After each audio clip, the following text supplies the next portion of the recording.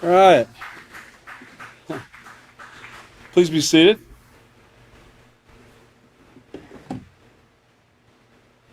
We got a large, interesting crowd tonight.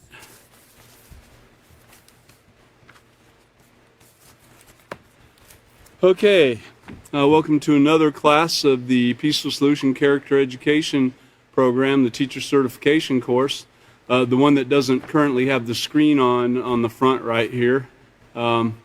Anybody back there? No screen on up front here. So, okay. Well, anyways, just letting you know. So welcome to the Peaceful Solution class. We'd like to always welcome you and invite you to attend every class. We have classes on Sunday and Wednesday at 5:30 p.m. Sunday and Wednesday at 5:30 p.m. And occasionally we have a special occasion here in the auditorium where we might be not having class at that time. But other than that, we're pretty much here every week, all year long. So hang in there with us. And so tonight or this evening, we are in the Peaceful Solution Character Education Parenting Manual, which many have called the manual for raising a child. Kind of like you have a manual for using your car, learning how to operate everything on it, how to press the gas, how to put the gas in, that type thing. So this is the manual for raising children. I know they didn't really have a manual when I was a little bit younger and had some children. We just had to kind of wing it and do what our parents did and kind of whatever we felt like doing. There was really not much guidance at all. Of course, there were churches and so forth that had their own thoughts on how things should go, and a lot of people learn from that. But as we know, when you go back and look at the situation, I mean, the prisons are full of people who were raised in church. And why is that? I'm not cutting down churches. I'm just saying that people, the prisons are full. And so something is not getting taught properly somewhere, and at least not to the depth of what it needs to, of how it needs to be done. So anyways, in the Peaceful Solution, we go pretty deep into every aspect of it. When you're told, and we're learning not to steal, we find out what stealing really is, and every aspect of how you can steal, from physically picking up something and sticking in your pocket, to stealing someone's reputation, to borrowing a pencil for a few minutes without asking. That is stealing. So that's the kind of depth we go into. One of the things to keep in mind, which I like to show this, if you'll look at the overhead right here, if it's possible, is the self-control diagram, which self-control is necessary in all aspects of building great moral character. And so keeping in mind that everything starts out with an incident or a trigger, then you start having thoughts, whether it be great thoughts like, boy, I sure am glad they did that, and you have great feelings and all that, or something that embarrassed you or frustrated you or disappointed you, and you start having negative thoughts about that thing, then your feelings are negative, and then you start getting sad or mad or whatever, and then the actions that you take that go along with it, which will bring consequences or rewards. Now, this is all very necessary when it comes to raising a child too, and teaching them that all of this is synergistic and works together, and every aspect of the Peaceful Solution works together. Keeping that in mind, let's go back for a minute. We're going to be on page 67, but let's just look at what we went over a little bit last week on the previous page, or last class. On the previous page, on page 66, we talked about clothing and how it's best to dress modestly, and also that we want to put our best foot forward, so to speak, like when you go for a job interview or when you're doing something of importance, other than, of course, you wouldn't put a suit on to go out and work in the garden and so forth. Even though that's an extremely important job, you would dress for the job, right? And so here's something right here I'd like you to see. We'll look at it again. We saw it last class, but how you dress leads to first impressions. Which person, just by the first impression that you see right there, if you had a company and you wanted someone to represent you at a shareholder meeting or at the bank or with another company, would you want that person to go and do it? I guess if your company had something to do with motorcycle gangs and UFC fighting and so forth, you might choose that one. I don't know. But if not, you would probably be wanting to choose that one to represent your company. Would I be right? All right. So think about that for a little bit. Let it soak in. And also keep in mind the same thing when it comes to women, the way that y'all dress. It's the same situation, you know. Depending upon if you're representing a motorcycle gang or some who knows what, you might choose that one. But if you're representing someone, or if you're choosing someone to represent you in your business, then you might choose this one right here, okay? And surely you wouldn't want your wife to be running around looking like that. You would probably like that much better. So, and it would show respect. That way you know that you're dealing with someone who's showing respect for themselves and for others, okay? Now, in talking about that, keeping in mind also that, I'm going to let you see the headline right here, influences are all around us. Now, we mentioned this last class a little bit, and why is this in here? Why am I saying anything about this? Well, influences are all around us, and if you let the negative influences take over in your life, then it's going to be very hard for you to build self-respect. It's going to be very hard for you to respect others. It's going to be very hard for you to respect property and the environment. It'll be very hard for you to build your great moral character on a consistent basis, as the Peaceful Solution teaches us we must do. And which has been proven. It's not something someone just plucked out of the air. You know, this is proven over time. So, you know, your values play a key role in developing your character, and you must be aware how influences affect the things that are important to you. Keeping in mind that an influence, as most of us know, is something or someone that has the ability to affect your attitude, your thoughts, your behaviors. You know, that's what an influence is. It can affect you. And an influences all around us. It can be anything from a smell. It could be something you hear. It could be something you see. It could be something you feel. It could be any of those things. Influences are all around us, and everything is an influence. It could be positive or negative. Keep that in mind. I saw somebody, I'm not pointing out anybody, I saw somebody yawn, and I feel like yawning when they yawn, right? Isn't that the norm? Everybody feels like yawning when they see someone else yawn, correct? And a lot of times it's not from anything, really important. It could be just a little bit of a lack of oxygen, or the person's tired from working very hard all day, all those things. But it's contagious. It's an influence that we see. And whether it's not necessarily negative, it's not necessarily positive. I guess it could be either one, depending upon what context it was done. Someone could do it, like on purpose, and be sitting back and listening to somebody and say, like that, and that would be a negative thing. But if it was a real yawn, I don't see how it could be negative, okay? Anyway, not to get too deep into that, we're just talking about influences, how easy it is to be influenced. And influences can affect your values too. So you got to keep that in mind, and be aware of who you're hanging with, be aware of what you're doing, everything around you every day, because those influences are popping into your brain all the time, okay? All right, so let's go ahead and take a look at the lesson plan real quick. Over on lesson plan 8, page 8B. And we are at a point of looking at procedure number 9, where it says summarize the first paragraph under the heading Positive Goals Help Build Self-Respect. Okay, so we are in the teacher's class, so of course we're reading the actual procedure in the lesson plan, which we would not do if we were just teaching students, not teaching those that are trying to be teachers or are teachers and so forth, okay?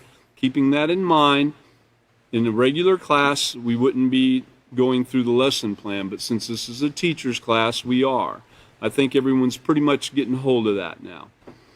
It says to discuss how having a lack of self-respect can result in risk-taking behavior that can actually endanger a person's life and the lives of others. We have discussed some of that, and we've discussed how the lack of self-respect can be shown through the immodest clothing and so forth. And let's see, it says paraphrase the section. It's about clothing too, which we kind of did with the pictures that I just showed, and discuss how fashion. I jumped back to page or procedure 8. Excuse me.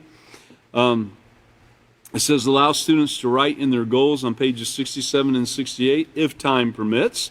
Allow a few volunteers to share with the class in the proper scenario you would. And then it says read and discuss the section a few tips for teaching respect on pages 68 and 69.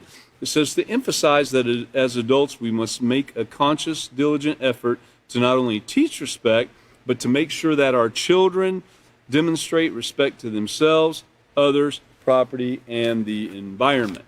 Okay, so getting back over to page 67, halfway down the page there, when it says, when it comes to setting and achieving goals, because we're talking now about positive goals helping to build self-respect. So when it comes to setting and achieving goals, having a positive work ethic can make the difference between success and failure.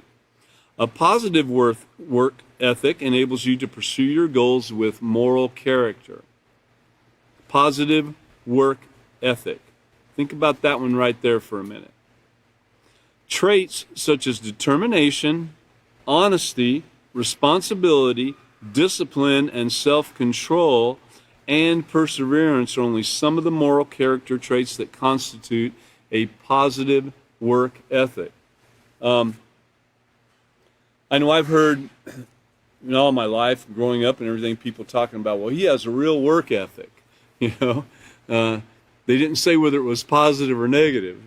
You know, that man has a real work ethic, you know, or a strong work ethic or something like that. And I always took it to mean that it was a great work ethic, one where the person showed some kind of determination, some kind of goals to get the job done by the end of the day. You know, let's get it done, you know, or whenever it was supposed to be done. And the discipline to do it without getting caught up in everything that comes its way, from, you know, whatever song is playing today to whatever person comes up and starts talking and pulls you away from the work. You know, if you're disciplined and focused, you can focus on whatever work it is you're supposed to be doing and not all those things that tend to flutter in and out of your life. You know, every day you can let those things pull you away from your work if you're not careful. So having a strong moral work ethic is what we're talking about here. And so to have that strong moral work ethic, we also have the determination that someone with a work ethic would have. Honesty, responsibility, discipline, and self-control. These are some of the things that you'll need for that positive work ethic, okay? Some people's work ethic is to go in for a little while and then go on home and sit back and do whatever, you know. That's what some people's work ethic consists of, and that's not very positive. Okay, armed with these key character traits, setting and achieving goals to better your life and the lives of your children is possible. But a word of caution, achieving an objective should never override your ultimate goal of developing a positive moral character. So just to paraphrase that, just because you have set a goal and you want to achieve that more than anything, you've really taken hold of it and you're going to do it, you can't throw everybody and every bit of positive moral character aside in getting there. You can't just decide to, well, I got to get this done, so he left his key in his car. I'm just going to use it to drive down the block for a minute and then back and get that part or whatever. You can't do that. You can't just say, well, it doesn't matter what that person thinks. I don't care. I'm just going to do it my way anyway, so you can get to your thing that you've got in mind, your goal for the day or whatever. You can't do that. You've got to do it the right way. That's the only way to achieve your goals and to achieve your objectives, is to do it the right way, using, of course, what we just spoke about: determination, honesty, responsibility, discipline, self-control, etc., okay? And this is what we need to be teaching our children also. Whenever we're showing them how to do something, whenever we're training them on something new in their life, it could be something as simple as planting a little bean plant, or, catching a fly and see what it does in its eating process or whatever, or having one of those ant farms, right? The ones you can see through the glass and the ants are in the sand. You can learn a lot by watching those little animals, those insects. It's very interesting. In fact, I remember we had one in a boys' school one time that we had on the shelf, and interestingly enough, we'd watch them a little bit and everything, and then come in the next morning at 5 or 5:30, and the ants were dead still. They were not moving around. They were dormant. Then as the lights came on and people started moving around, about 6 o'clock or 6:30, right in there, the ants started kind of, shuffling around a little bit and everything. I guess they were waking up and stretching or something. I don't know. But they started working. Now, at that point, you didn't have to thump the glass or anything to make them start working and moving stuff around and all. They did it on their own. They were building, man. They knew what to do. Now, I don't know, in their little ant language, they might have had, a supervisor right here, telling which of them to go do this and which of them to go do that. Don't know. They probably do. I have no idea.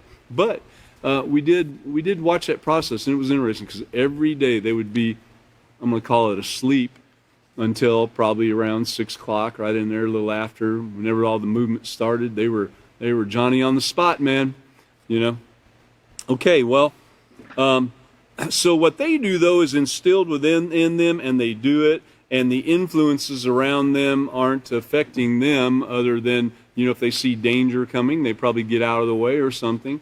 But they're not listening to the latest song that came out and getting all involved in the lyrics and everything, letting their mind flow along with that instead of focusing on the work, They're not letting the TV catch their eyeballs, and so they stop their work and they sit up there and just, all day long, They're not doing that. They're not deciding to go have a beer instead of working. They're not doing any of those things. They work. So we are the ones, we're the, top of the food chain here, I guess you'd say, but we're the ones as parents, as adults, we're the ones that have choices to make. We have that free will where we have to make choices on what we want to do. And so those choices are put before us every day through the influences and everything else. And when we're teaching our children this positive work ethic, how to have a positive work ethic, we need to show them what it is to be focused on something and how to do the job and do it till it gets done, All right. Well, that was kind of a long explanation of that, but that's okay. Again, a word of caution: achieving the objective should never override your ultimate goal of developing a positive moral character. For example, if someone's goal is to graduate from college and he cheats on the final exam, which many do, then he is not using positive character traits to achieve his goal. Think of the pain and agony that one act right there causes in people's lives. I don't mean just the person that cheated. More is expected of the person than what they're capable of because of their high scores. But think of the grading curve and so on, that by all these cheaters getting these high scores, then you have people that are doing it and putting forth the effort, and maybe their score wasn't quite that, but might have been up there, and they get a B instead of an A, where they should have probably gotten the A because they're the smartest ones, and they're the ones answering most of the questions right, honestly, where the thugs that were cheating on the exam, you know, I did say it right, they are thugs because they're stealing from everybody around them. Might seem like a small thing, and it might seem like they're only hurting themselves, but they're not. They're setting a higher gauge, a higher dial, a higher standard for everybody else. And they're cheating in doing it. But anyway, all right. They're not using positive character traits to achieve their goals. The individual with positive character will study and achieve his or her goal honestly. And when you have purpose in life, remember we talked about purpose, having a purpose in life. That's why you get up every day. You have a purpose, you have a goal, you have this thing in you, and you wake up and you're ready to go. Yeah, everybody drags a little bit sometimes, but still getting up and going and doing the job, no matter how tired you are, no matter if you're hungry, or if you ate too much too late at night and it's making you kind of drag the next day. A lot of people do that, eating at night and all. And I've seen that and experienced it myself. But when you have purpose in life, you set positive goals and pursue them with a strong work ethic. You are demonstrating self-respect for your life and well-being. Complete the following exercise by filling in the blanks. Well, so let's look at the first question right there. My purpose in life is. So I want you all to think about that for just a minute. I'm going to take a drink of water here and let you think about it for a moment. And you can actually think, what would you write in that spot right there? My purpose in life is. I think a lot of people in this room should be able to answer that fairly quickly. Because you're here learning to be teachers of the peaceful solution, right? And some of you are, but you're still sitting here in the class. My purpose in life is.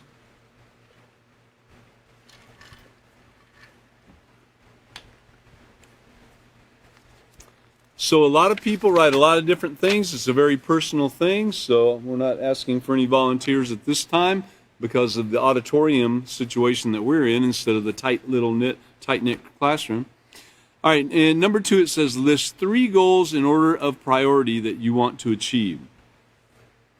This takes a little bit of thought. Some of you might already have your goals in mind. Maybe you've written it down like the Peaceful Solution teaches us to do, to write those things down. And even short-term goals. If you haven't started doing this on a short-term basis, on just today, if you just wake up today or even the night before, set the goal for what you want to achieve in that day. Might be you're working on a project and you say, look, I'm going to finish that thing today. I'm going to do everything in my power to finish that. Then that sets the stage for you to not let anything interfere. You won't let entertainment, and I include all forms of that. You won't even include, there's nothing wrong with learning. There's nothing wrong with learning more about your particular trade or business or so forth. There's nothing wrong with any of these things, but there's a time and place for those things. When you're at work to do a job. And now if you're self-employed, then you can adjust that how you want to, but most self-employed people have already come to this point in their life of having goals that they're going to achieve a certain thing a certain day. They write some things down and they're like, I have to do this before this day is out. And they tend to not let anything interfere unless it's an emergency, and now you have to reprioritize. It doesn't mean you can't, it just means that you have goals set unless an emergency comes forth. And you don't let all these things that can filter in and get in your way. You don't get caught up in like I said, the latest song or the latest TV show or the latest argument or something going on or the latest politics taking place. You can fill your day with reading about politics and what's the latest thing that Trump did and Obama did and Putin did or whatever. You can fill your day with that stuff. There's a time and a place for it. There's nothing wrong with it in learning it. There's nothing wrong with reading about it, but there's a time and place. If you've been paid to go do a certain job, go do that job, and then when you get home, look at that. When you get home, study your trade and how to increase your usability and your can't find the word I'm looking for, but your importance to the job or the business or so forth. So list 3 goals in order of priority that you want to achieve. Somewhere in there, it should be to achieve my daily goals, I would think. What changes will you need to make in your life to accomplish your goals? Well, that's something everybody needs to look at. What changes will you need to make in your life to accomplish your goals? Wake up earlier? Some people have a hard time getting up, and they've just gotten in the habit of getting up at 8 o'clock or 9 o'clock in the morning or whatever. Man, the day's half gone by that time. I mean, really, you can get a lot done early in the morning. And by the time it hits 11 o'clock a.m., the day is almost gone. I mean, really. Yeah. And when I see that clock hit 11, I'm like, how did it get there so fast? And this day's almost over, you know? All right, but anyway, what changes will you need to make in your life? Do you need to wake up earlier? Do you need to focus more and not worry so much about this and that and everything? Set those goals and what you want to achieve. If it's you want to make a 5-course meal for breakfast in the morning and you've just been jumping up out of bed and running to work, well, what are some of the things you'll need to change? You'll have to have everything kind of set up and ready to go. Might be in the refrigerator, set up and ready, where all you got to do is grab it and throw it in the skillet or whatever and get it ready and have all the stuff ready to go. Wake up a little bit earlier, slam that stuff in there, get it done, sit down and eat your meal slow enough that you can actually chew it and taste it, you know, and then go to work. But if you're still waking up and running out the door and getting in the car and running to work, and you plan to keep doing that, then you'll never have time to fix that 5-course breakfast or whatever, okay? Just an example. Well, let's talk about a few tips for teaching respect. So we've done a little paraphrasing, we've done a little bit of talking about these things, the activity there, and so forth, so we're going to move on. A few tips for teaching respect. Boy, my head is popping right now thinking of many different things on teaching respect because I automatically start thinking about, actions. Excuse me, my throat's a little scratchy here.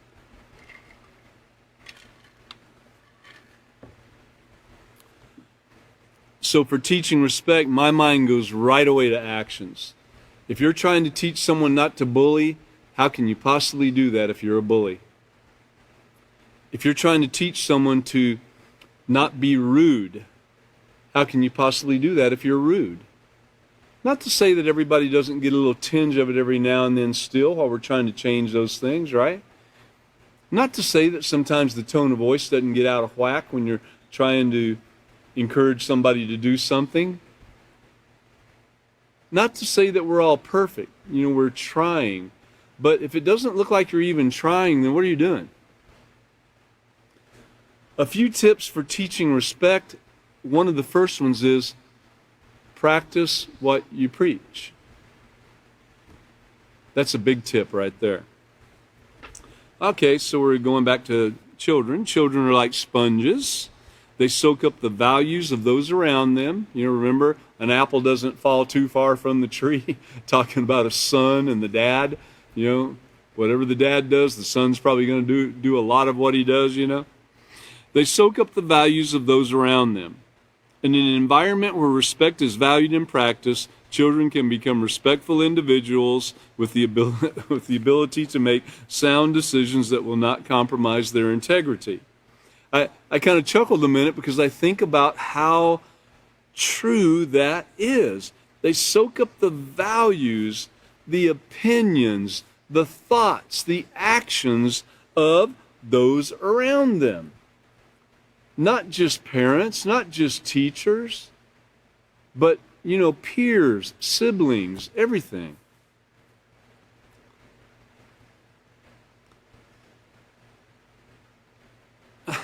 I mean, there's entire families that are Democrat. And if you're not a Democrat in that family, you're an outcast. And it's the same with Republican, okay? They let that even control what they think about a family member. It's crazy. And it's the same thing.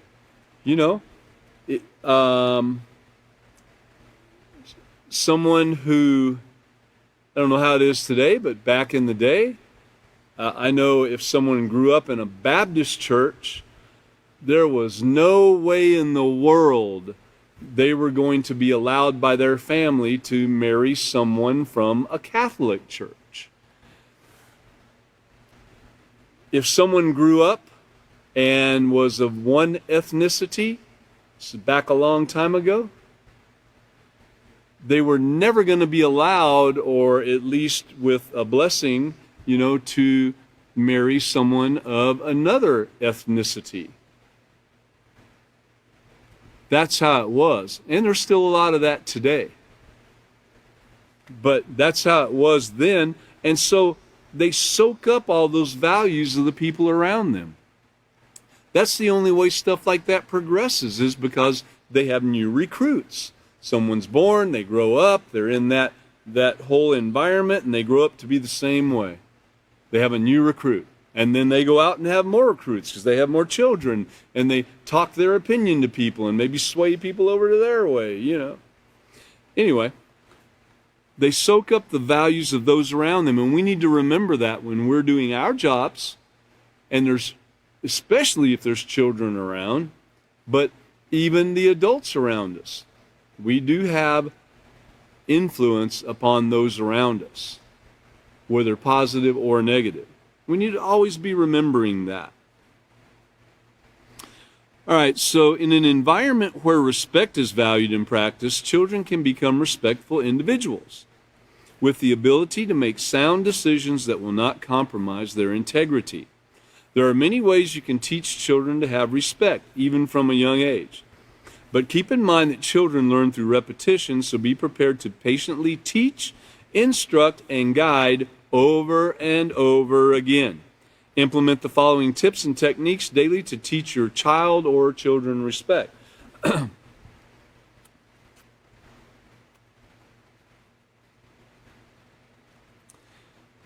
Okay, I can't stress that enough, that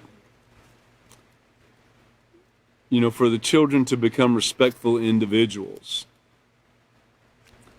And keeping in mind that when you see somebody conducting themselves improperly, even around children, if you could pull them aside and mention to them that it might not be right. If the situation is, if you can deal with it, if the person's not going to fly off the handle and pull out a machine gun and start shooting everybody, or go off and make it even worse than what it is. If you see someone acting inappropriately around children, and you have the ability to kindly mention to them, to get them to stop, then that would be the thing to do. Because it's hard to go back. Once children see something, it's really with them. If you don't believe me, show them something, and 7 years later, make yourself a note for 7 years later or 10 years later to ask them about this thing on that day, and they will tell you exactly what they saw. And if you didn't make a note of it, 7 or 10 years later, they might come up to you anyway and say, "Hey, do you remember that day when you did this right here?" And you're like, "Oh, yeah, I remember that." They remember very, very well. And if you tell them you're going to do something on a certain day, you need to do the best you can to be able to do that.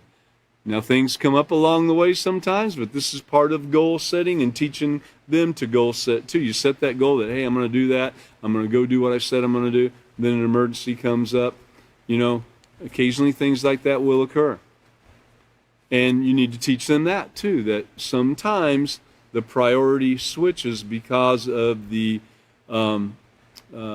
extreme instance of whatever the other deal might be that took the place of when your short-term goals changed, though trying to make sure that your longer-term goals are kept intact. It's like a roadmap. Think about a roadmap, how it works. You know, you look at it and you got it all mapped out with a nice yellow line from Abilene, Texas to Washington, D.C. You got it all mapped out, right? Well, you put the map away and put it over there, and you got an idea of where you're going. You're like, okay, let's see, I got to go I-30, let's see, I-20, I-30, and I-30. I think I'm going to get on I-40 here, and then going up to I-55. And then, so you're driving along, you're getting tired and everything, and all of a sudden you're like, whoa, wait a minute, where am I? Am I supposed to be in this town? Pull out the map, you look at it and say, oh man, I'm about 5 miles out of the way. What do? Okay? You still have the same long-term goal of getting to the Washington, D.C. from Abilene, right? But all of a sudden, you've got to retrace. You kind of got out of whack for a minute, and you got to pull back to that goal. Get it back in line. At the same time, something more voluntary might take place. So you have that goal of Washington, D.C., short term, as you want to get to Little Rock and then Memphis and then Nashville or wherever along the way. I know a few of those steps along the way. And so you have these goals of getting there. But what if you have a flat tire? Do you just say, forget the flat tire and keep on driving down the road and tearing up everything like a fool? No.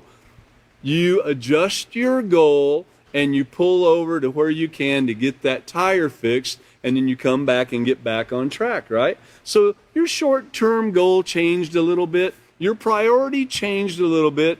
You might not have got to where you thought you were going to be at a certain time and told somebody you planned on being at a certain time, but yet now you've adjusted, you're back on track, and you're going again towards that main goal, right? It's a lot like that. And if you look at learning the peaceful solution as that roadmap too. Our goal, be teachers of the peaceful solution and be as perfect as we can possibly be in doing all these things. But knowing that along the way, we're going to make some bad moves, we're going to make a bad choice here or there, we're going to make a mistake, we're going to do something stupid, and now we want to correct the situation. So if we want to correct it, what do? Don't kick ourselves too much. Leave ourselves a little bit of room to grow and determine not to make the same mistake twice, right? And move on to our main goal. Think about that roadmap thing. It's a really easy thing to keep in mind when trying to deal with all the goal setting and the peaceful solution, the steps we take, and learning all the different character traits and putting them to work in our life. Keep that roadmap in mind. All right, so now I think I've emphasized that part enough. A few tips on teaching respect. Family members should never start off their day by ignoring each other. Greet each other every morning. Ask family members if they slept well or if they had a great night. You know, and I've known people that do this, and they do it religiously, like every day or every other day. They're pretty consistent about it. And I don't know, you know, at first when I started hearing this, I thought, well, you know, they just do that. Someone told them to. They set a goal to do that. Do they really mean it? You know what I mean? So along the way, what I realized was that a particular person that I'm thinking of, there's been others too, but along the way, it is true that they really do mean it. Did you sleep well? Because I'd really like you to be paying attention for what's coming up. So did you sleep well? You know, did you have a great night? And they really do mean it. And they do make it a goal of theirs to pretty much every day, at least every other day, or a couple times a week, ask these things and really meaning it. So it's great if you as a family member can do that and not glib or anything like that, or, how was your day? I hope you slept well. I didn't, you know, but do it positively and so forth. Okay, that's one thing. No one's telling you have to do it. Teach children to say please when they need something and thank you when they've received something or someone has done something for them. And excuse me, please, when someone is in the way. It's so easy around your house with family members, especially depending on how many there are, to bump into someone or be reaching for something and someone else is reaching for something and you're doing it at the same time, and maybe it was an accident or whatever, but you know, it's easy to do things like that, but it is great to remember, even with family members, and I'm sitting here talking to myself too, reminding myself to say please, thank you, and excuse me, even when dealing with family members. We can keep that in mind. It helps everyone feel better about their day, definitely. Teach children to answer when you call them. Do not accept "what" as an answer. Instruct them to say, "Yes, Mom," or "I'll be right there, Dad." What? You know, "Son, can you take the trash out?" What? You know, they heard you, but they're saying "what," so they can get a few minutes to think about what to say to you.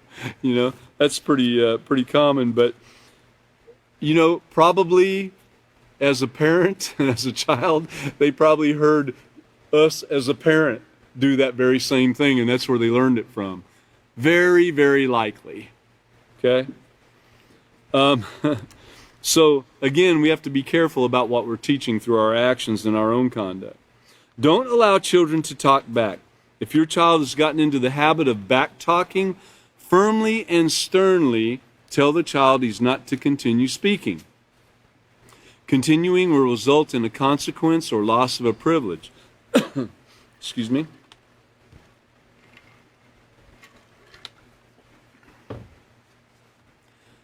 That can be hard to do. It can definitely be hard to do with keeping the right tone of voice. Remember, it says firmly and sternly. It doesn't say, you know, with disgust, disdain, and condemnation. It doesn't say that, does it? It says firmly and sternly. All right, so, and we're going to talk more in another chapter about consequences and rewards and privileges and so forth. So, teach children to care for their belongings. Have hooks low enough for children to hang up their coats and a designated place for shoes and knapsacks. Yes, that's a great thing to do, and to get them to stop. Like they come in the door and they're running to go to the bathroom or go get something to drink or whatever. Getting them to stop first and actually do that is a great goal to have. With adults too, and I know I'm sitting here thinking about that at my own house and how, you know, putting your shoes in a designated spot is the thing to do, not just to kick them off over towards that spot. All right. Teach children to care for the things in the home. For example, no writing on the walls or putting feet on the furniture. Now, as adults, I don't think any of us are going around writing on the walls, are we? I don't see any hands shooting up there. Now, if you have a cork board or something with some paper on it, or some kind of dry erase board or something, which kind of took the place of the cork board, but a dry erase board, then by all means go right on the wall. Draw your ideas. Write your goals down on what you want to do, your long-term, short-term, where you can see it every day before you walk out the door. That'd be great. You can do that. But don't go scribbling on the walls like a child that has not been taught not to do that yet, and just scribble all over the place and all. You wouldn't want to teach your child that. Nor would you want to teach them to put their feet on the furniture by you doing it, you know, if you don't expect them to do it.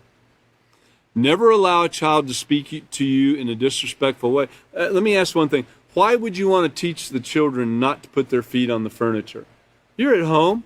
That's an old table. Everyone's kind of kicked back, relaxing and everything. Why would you want to teach them not to put their feet on the furniture? Can anybody guess? I have an idea. What if you're somewhere else, at the doctor's office, the dentist's office, in the principal's office at school, in your in-laws' house? Pick one. What if you're there and because that's their habit, they just plop down and stick their feet up on the table? That's a great reason you would want to teach your children not to do that at home, right? To teach them how to conduct themselves in every situation. Would you teach your children to not use forks and spoons and a knife when eating? Don't have a clean spoon, so you're just going to dip down in the rice or the oatmeal or whatever else with your fingers and eat it like that? Are you going to do that? Is that what you're going to teach your child? Because if they make it their habit, they're going to do it somewhere else when you least expect it, and it might embarrass you. Even though you might not do that, but you're teaching them, even at your own house, to do that type of thing. I'm saying that because I have seen people do that, and it hasn't been that long ago that I saw someone, because they didn't have a spoon or a fork, just eating with their fingers, stuff that you wouldn't normally eat with your fingers. I guess if you were out on the range and that's all you had and you were hungry and starving and you needed to eat, by all means, do what you got to do. But if you have the ability to use, the proper eating ware, utensils, then by all means do it, Never allow a child to speak to you in a disrespectful way. If this occurs, have him repeat the statement in an acceptable tone of voice. You want to say that over? For example, no tone of demand would be, get me a glass of water. If a child says to you that tone, get me a glass of water, then you would want to encourage them to speak politely as, would you please get me a glass of water? Or, I'm getting a glass of water, would you like one too? Something like that. So encourage them in a calm, acceptable tone of voice on how to do these things, how to ask for things, how to even represent their disgust over something or their anger over something. Remember, anger is a disagreement. Anger is your emotions letting you know that you disagree with something taking place. What you do with your anger after that is what we're trying to really deal with. How to control that anger. And instead of letting it grow into something else, to pull it back and understand that even though you disagree with it, it doesn't mean that the other person's wrong. It can mean that, but it doesn't mean that it has to be that. So we want to teach everyone to speak in an acceptable tone of voice. And we all need help with that from time to time. We can be frustrated and someone call at just the right time, and your tone of voice, if you don't stop and think about it for a minute, it might relay some frustration to the other person, and in a way of, why in the world are you calling me? I don't want to hear from you. That might be kind of what they're thinking you're saying to them, no matter what words are coming out of your mouth. Ask me how I know? Well, I'm pretty sure that occasionally that occurs with me, and I'm trying to do better with it. And that's what the peaceful solution teaches us, is when we see something take place or someone brings it to our attention, which occurs with me a little bit, when it's brought to my attention, then at that time we can sit back and think about it, and best maybe to keep our mouth shut for a minute and think about how to handle it the proper way before we go back and try to defend the situation or whatever. So a lot of us are still learning how to do that in a proper manner. All right, so a few tips for teaching respect. If we look at number 8 there, teach children to respect the concept of ownership. Now, when you first hear that word ownership, a lot of people take that to mean something that some other character education programs have said. They say, okay, you got to own it. You did it. You made the mistake. Now own it. Take ownership. Well, in the peaceful solution, yeah, I mean, you should accept responsibility for what has taken place, for what you've done or been a part of or whatever. And we're talking about responsibility too. But you should take responsibility. But when we're talking about ownership in the peaceful solution, we're talking about the idea of actually owning something. Something belongs to you or something doesn't belong to you. Something belongs to you or it belongs to someone else. And so that concept of ownership and knowing that when we own something, we have the right to say what we are going to do with that item, as long as it doesn't hurt selves, property, or the environment, right? Or others. And so we have that right. We can even tell people, no, I'm sorry, you can't use that. And we have full right to do that and do it in a kind manner. And who knows, we might let them use it in the future or something, but at the current time, the answer would be no. And a person should accept that because they don't own the item. You know, you do. Usually we are unaware of the concept of ownership until someone uses one of our belongings without asking for and receiving permission. And then we go screaming at them, hey, that's mine, what are you doing? Respecting ownership is not something that we are born with. Actually, we're not born with much of any of it. Let me qualify that for a moment, because we all are born with some things inside us, because even while we were in the womb, we were learning and we were in a certain environment, learning what was taking place in that environment, hearing everything that was said, feeling the feelings of our mother that was carrying us. You know, all these things. So we are born with some things, but we're not born with the understanding of these things. Everyone, babies especially, have a natural curiosity about objects they see.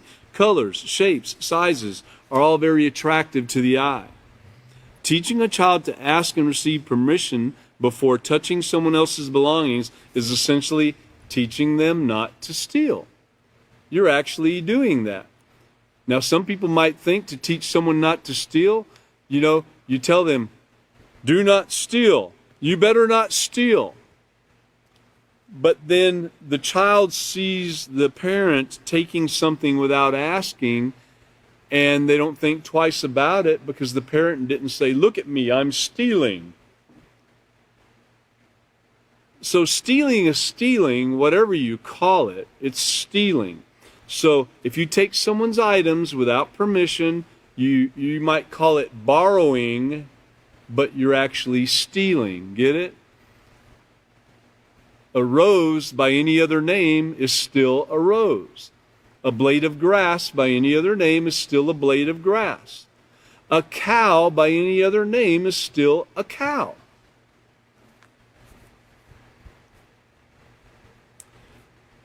All right, teaching a child to ask and receive permission before touching someone else's belongings is essentially teaching them not to steal. When we consider the conflicts that arise between even the youngest toddlers, because one took the other's belongings without asking, to the school-age child whose crayons were stolen. Let me repeat that again. Excuse me.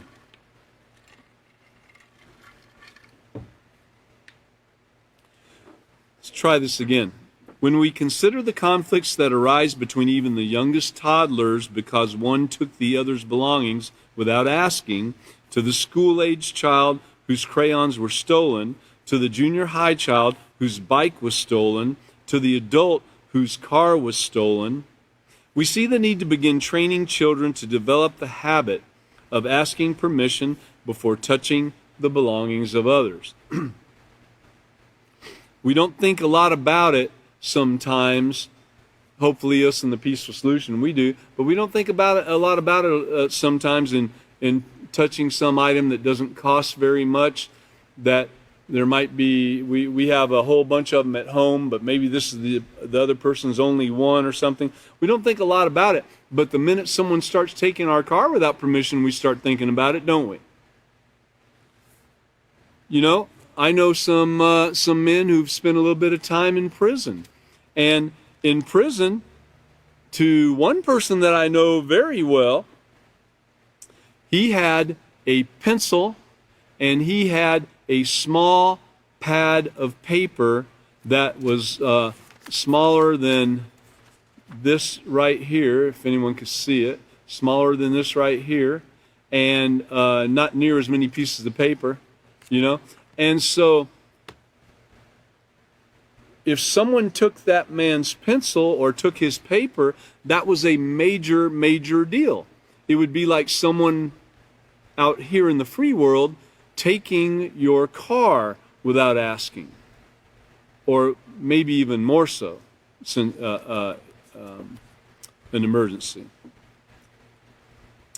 All right, so to begin teaching this important habit of asking, you must first become aware that everything you see belongs to someone. Everything. I'm looking at a table here, I'm looking at chairs, I'm looking at a water bottle, I'm looking at a fan over there that nobody's around, I'm looking at a clock right here, I see another water bottle over here that no one seems to be around, I see a shirt or sweater or something on a chair, and I see some chairs that don't look like just the normal run-of-the-day normal auditorium chair that anybody could choose to sit in, which makes me think that each one of these chairs that are quite different might belong to an individual, and they might have brought it in here for a purpose. Whether I know who it is or not, I've got to think to myself when I see those chairs, you know what? Those look special.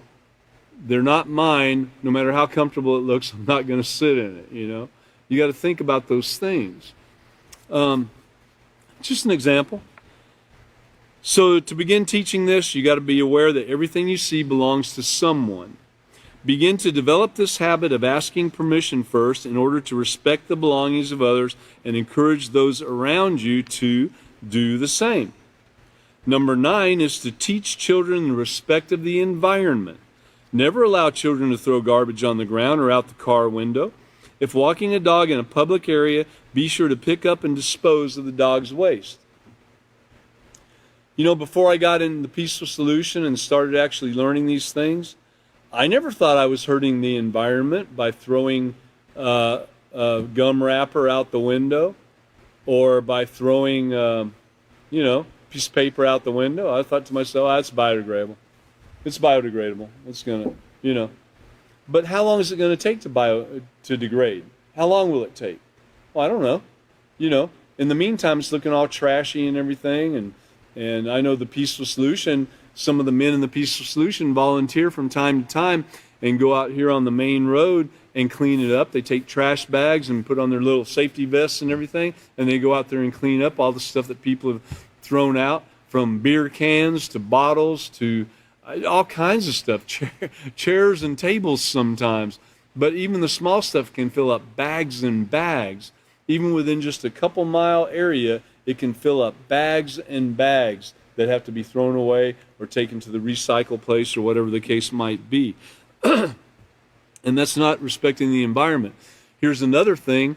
Because there are farms around and there's livestock around, people don't think anything about throwing out a plastic like Walmart bag or something, Take their beer out and drink it and throw the bag away, out the window, Out or out in the country, it don't matter, Well, if those bags aren't picked up promptly and the wind blows and it blows into a field and a calf gets hold of it, most of the older cattle know better, but if a calf gets hold of it, they don't know any better.